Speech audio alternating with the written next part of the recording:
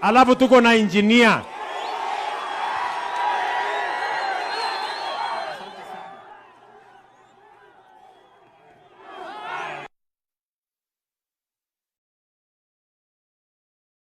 Mdosi akiwa area tunakuwa angwana, si ni kweli?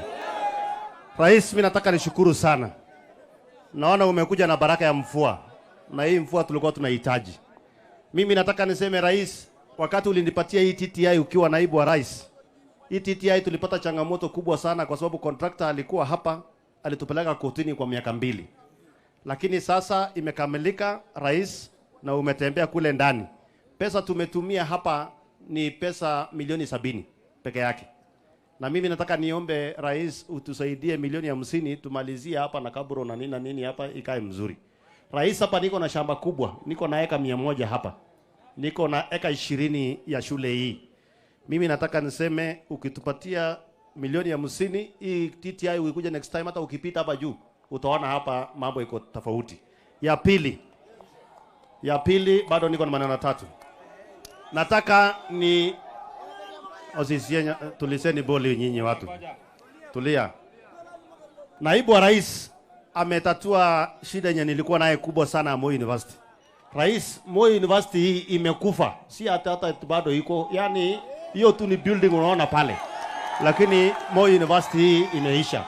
Na kwa sababu naibu wa rais alikuwa anasoma hapa Moi University na amesema mwenyewe, tunaomba akuje atutembelee ili atatue hii shida ya Moi University. Si ni kweli wananchi? Ya 3, rais, tuko na hospitali hapa Keses level 4. Gavana akiwa Mandago aliweka pesa. Chelili ameweka pesa. Lakini rais, wewe unajua hii pesa ya county ni kidogo. Wewe weka mkono yako hapo utumalizie 15% imebaki, watu wetu wote wapate matibabu pale. Ya mwisho, hapa Kapseret rais, tumeregister SHA. Tumeregister SHA watu 36,400 wenye wamesha register hapa Kapseret SHA. So sisi nafikiri tuko mbele kwa hiyo. Namna hiyo. Alafu hii barabara rais kutoka Moi University mpaka Borderlands. Unajua nilikuomba kwa ofisi na najua tayari ulishaniwekea pesa kidogo. So anytime najua hii barabara itatangazwa, nilishaomba rais na ameweka pesa kidogo, utatuongezea ili hii barabara itusaidie sisi wote. Na hii barabara itasaidia watu kwenda airport, kwenda Eldoret, watu wote wa Moi University kushinda wasunguke watakuwa na kata shortcut hapa. Si ni kweli jameni? Ama mnasemaje? Ya mwisho, sisi tukiwa wana Wasingishu, sisi sio watu ya fitina.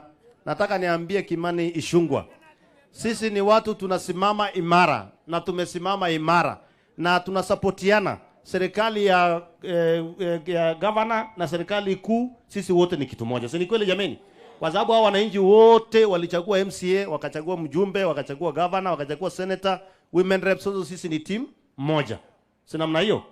Ya mwisho kabisa rais, kwa sababu najua umekimbia mvua, lakini unasikiza kwa sababu umefungua dirisha. Unajua ukitembea namna hii rais, ungewacha hii mvua ikunyeshe kwa sababu hii mvua ni yako. Haijakuwa ikinyesha area hii. Ni wewe ndio umeleta hii baraka.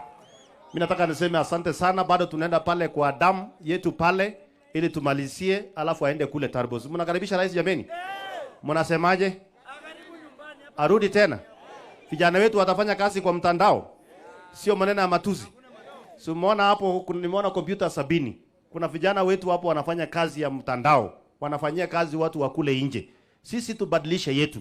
Na mimi nataka niambie Aaron na Ngong, kuna wale wanatupigia kelele kuna Nairobi kwa mtandao na matusi. Pelekeni hao waende wafunzwe na wale vijana wa Bomet kazi nyingine huko kama wanatafuta pesa, lakini waache kutupigia kelele kwa mtandao. Asante sana, Mwenyezi Mungu awabariki.